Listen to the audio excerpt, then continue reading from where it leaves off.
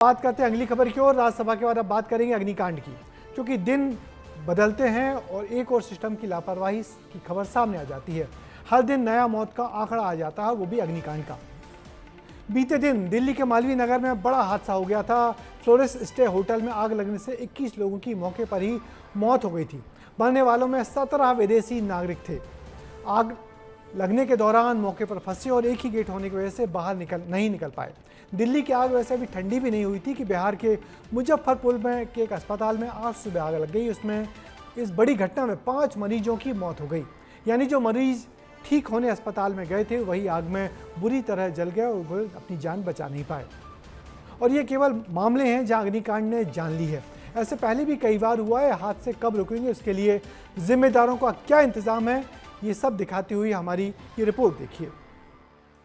कहीं दिल्ली और बिहार जैसे हाल मध्य प्रदेश में तो नहीं। इसी का जायजा लेने हमारे संवाददाता प्रदेश के 2 बड़े शहर भोपाल और इंदौर में निकले तो देखा कि यहाँ भी कुछ ऐसा ही हाल है। भोपाल में तो कई पुरानी इमारतों में फायर सेफ्टी के लिए लगाए गए वॉल ही जंग खा चुके हैं, चौक हो चुके थे, तो वहीं कई जगहों पर फायर सेफ्टी की कोई व्यवस्था थी ही नहीं। दिल्ली में होटल में 21 लोगों की जलने से मौत हो गई। भोपाल की स्थिति बहुत खराब है। बेसमेंट में होटल चल रहे हैं और होटल में लगे हाइडेंट सिस्टम कितने एक्टिव है आपको ये तस्वीर दिखाता हूँ। ये 7 नंबर का सरकारी कॉम्प्लेक्स है और इसका हाइडेंट घुमाने पे ही नहीं घूम रहा है। यानी देख सकते हैं कि अगर आग लग जाए और कोई इसकी को बुझाने के लिए मदद की इमरजेंसी सेवाओं का अगर सहारा ले और आगजनी होने के बाद उसे बुझाने की कोशिश करे तो कितना सिस्टम मजबूत है, उसको घुमाने की कोशिश कर रहा हूँ लेकिन पूरी तरीके से लॉक हो चुका है। राजधानी में करीब 2000 होटल हैं, 1300 में किचन चलते हैं। नियम कहते हैं हर 30 मीटर पर फायर एक्सटिंग्विशर होना चाहिए, लेकिन हकीकत में यहाँ स्प्रिंकलर, स्मोक डिटेक्टर तक नहीं है। इमरजेंसी एग्जिट का तो नामो निशान नहीं। आखिर ऐसे हाल क्यों है? क्या भोपाल भी अब इंतजार में है कि कोई बड़ा हादसा हो और उसके बाद जांच बैठेगी? यही सवाल हमारे संवाददाता ने अधिकारियों से भी पूछे। दिल्ली में जो घटना घटी है, ऐसी घटना भोपाल में न हो, इसलिए जिला प्रशासन की ओर से नगर निगम और रेवेन्यू की टीम अभी मौके पर आई है। भोपाल में अब इसके लिए काम किया जा रहा है, तो वहीं अब इंदौर के हाल भी जान लीजिए। शहर में 3 मंजिल से ऊंची 10,000 से ज्यादा बिल्डिंग है। इनमें करीब 1000 इमारतें घनी आबादी वाले इलाकों में हैं, जहां हादसे की स्थिति में रेस्क्यू ऑपरेशन सबसे मुश्किल हो सकता है। लेकिन पिछले 2 महीनों में जांच हुई सिर्फ 452 भवनों की और कार्रवाई के नाम पर 32 भवन सील किए गए, जिनमें 7 होटल शामिल है। लेकिन बाकी के छोटे होटल, लॉज और 1500 से ज्यादा रेस्टोरेंट धड़ल्ले से चल रहे हैं। सबसे चौंकाने वाली बात ये रही कि कहीं फायर एक्सटिंग्विशर नहीं, कहीं इमरजेंसी एग्जिट बंद, तो कहीं बिजली के तारों का जाल मौत को दावत देता नजर आता है। ग्राउंड की पड़ताल है वो विस्तार न्यूज़ कर रहा है। आप देखिए मेरे सामने एक बड़ी सी बिल्डिंग आपको दिख रही होगी। रेलवे स्टेशन के जस्ट सामने ये बिल्डिंग है। यहाँ पर नीचे लाइन से कई होटल्स चल रहे हैं और ऊपर जो है ऑफिसेज हैं। ऊपर एक छोटा विश्राम गृह भी बना हुआ है जहाँ पर कई लोग आकर बाहर से रुकते हैं।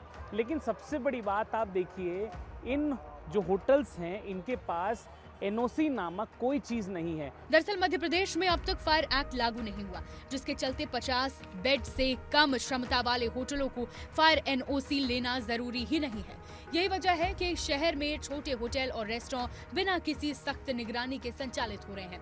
हालांकि जिस होटल में हमारे संवाददाता औचक जायजा लेने पहुंचे, वहाँ फायर एनओसी था। क्या इस होटल में फायर एनओसी है या नहीं? तो देखिए, इस तरीके से जब कोई कंपनी आपके होटल में पूरा फायर एक्सटिंग्विशर सिस्टम लगाएगी तो इस तरीके से जो सर्टिफिकेट्स हैं वो ये कंपनी बना के देती है और इसको हर साल रिन्यू कराना बहुत आवश्यक होता है। हम लोग सभी से अपील करना चाहेंगे, जो लोग यहाँ व्यवसाय कर रहे हैं, चाहे होटल बना के वो इस शहर के प्रति जिम्मेदारी रखते हैं कि ये सारी सुरक्षा व्यवस्था वो अपने संस्थानों में रखें, ताकि कोई भी ऐसी अप्रिय घटना ना हो और इंदौर का नाम इस प्रकार से जो हमेशा से अच्छा बना रहा है वो बना रहा है। अब मध्य प्रदेश के बड़े शहरों में फायर सेफ्टी के लिए जागरूकता तो नजर आ रही है। यही नहीं, अब कैबिनेट मंत्री कैलाश विजयवर्गीय ने साफ कह दिया है कि सभी बिल्डिंग्स की जांच होगी। ऐसे सब स्थान जहां पर आग लगती है उस पर थोड़ा से सावधानी से काम लें। ये हमने 2 महीने पहले निर्देश दिए थे। आज फिर हमने बैठक बुलाई है। हम इसका अभी तक 2 महीने के अंदर क्या रिपोर्ट आई वो देखेंगे वो फिर से सख्ती से इस समय निर्देश देंगे कि इस गर्मी को ध्यान में रखते हुए। तो दरअसल दिल्ली में होटल से लेकर बिहार के अस्पताल तक हो रहे बड़े बड़े अग्निकांड बता रहे हैं कि सरकारी तंत्र की लापरवाही किस कदर बढ़ गई है। भ्रष्टाचार के दम पर मन माफिक मंजूरियां मिल जाती हैं, गलियों में मन मर्जी के होटल बन जाते हैं और बिना फायर सेफ्टी के अस्पताल भी चलते रहते हैं। सरकारी सिस्टम के इस नकारापन की कीमत चुकानी पड़ती है आम जनता को, जो ऐसे अग्निकांड का शिकार बन जाती है। उम्मीद की जानी चाहिए इन लापरवाहियों पर प्रशासन सख्ती बरतेगा, जिससे हादसे फिर से ना दोहराए जा सके।